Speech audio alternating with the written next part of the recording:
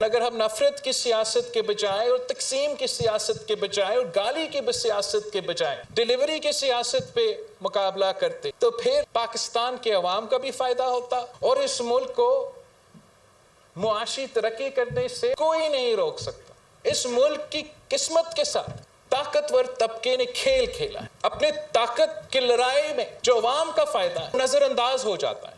ملک کی تاریخ میں سب سے طاقتور سویلین پریزیڈنٹ صدر آصف زرداری صاحب تھا.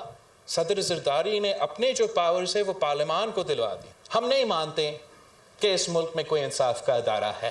جو ادارہ قائد عوام شہید ذوالفقار علی بھٹو کو آج تک انصاف نہیں دلوا سکا وہ شہید محترمہ بینظیر بھٹو کو انصاف دے سکے. یہ طاقتور آمروں کو جواب دینے کے لیے تیار نہیں ہوتے جب ہم پہ ایک نالائق نااہل وزیر اعظم مسلط کیا گیا.